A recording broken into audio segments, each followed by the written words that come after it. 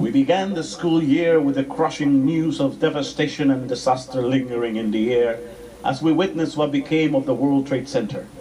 The vivid images of the Twin Towers crumbling to the dust have been left imprinted in our hearts and minds, and most likely will remain with us for the rest of our years. The Twin Towers have fallen on the street, and we can no longer enter to enjoy the comfort and view they afforded. This is sad. But what's more deplorable to our economical and spiritual well-being is the way in which we ourselves have brought down and tear apart the Tower of Truth. Borrowing from the prophet Isaiah, truth is fallen in the street and equity cannot enter. As we boldly proclaim that money gets us the best things in life, as we assert that money gets us the best products and services, we have been destroying and thus bringing the Tower of Truth down to the ground. Therefore, the heart of our young people cannot enter into the joy of caring, and their minds have no access to the delight of building, restoring, and renewing. Knowledge with words as its only elements is what gets us the best things in life. Knowledge gets us the best products and services and makes them available for all of us to enjoy. Now, since the words of ignorance enables us to use, waste, and consume, and the words of knowledge empowers us to produce, care, and restore, we should always be careful to exercise great respect and admiration for words, wisely scrutinizing the concepts and ideas we come across before we allow them to make their residence in our hearts and minds. And we should once again proceed to build up the edifice of this one crucial truth. Without knowledge, we are nothing, and we have nothing. As a parent and educator, I have written this poem titled My Pledge to This Nation, which will now be recited by my students and my children.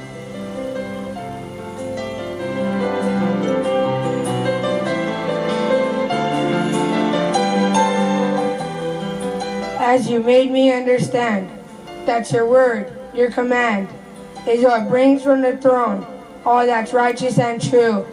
I just want to behold and be held by your word, and let this, O dear Lord, be my pledge for this nation.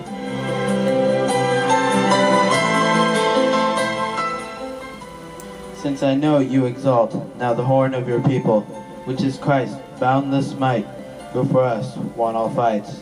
I just want to behold and be held by your word, and let this, O dear Lord, be my pledge for this nation.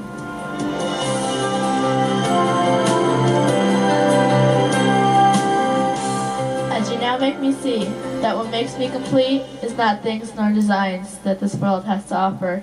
I just want to behold and be held by your word, and let this, O dear Lord, be my pledge for this nation.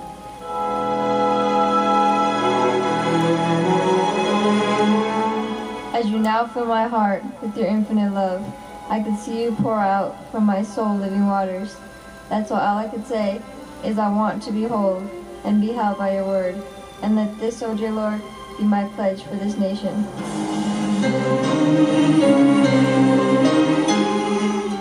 Since true greatness is not recognition bestowed for what I have accomplished, is rather to know that by him now I am, and without him I am nothing.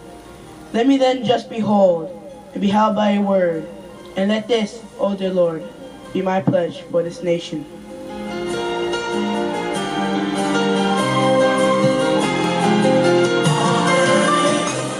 Since I'm now barely known for what people can see, is the skin which is surface, and my soul I know less, for it is now only seen by its jubilant maker.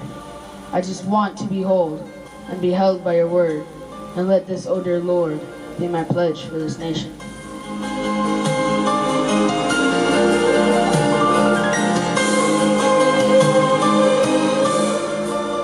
Since my wrestling is not with the flesh nor the things which can clearly be seen, but with forces that are far more wiser than I just want to behold and be held by your word, and let this, O dear Lord, be be my pledge for this nation.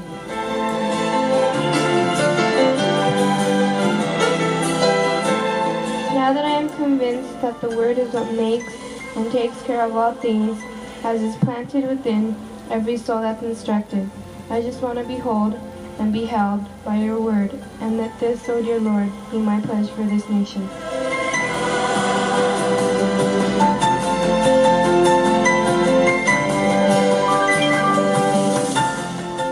Since I don't want to be led by mockers and fools, that by praising themselves their stout hearts now declare, there's no God here that made me. I just want to behold and be held by your word, and let this, O dear Lord, be my pledge for this nation. And so to seek you, and you alone, as I decrease, and you increase, is what I pledge to this dear nation. For you have said, my God, my King, righteousness exalteth a nation, but sin is a reproach to any people.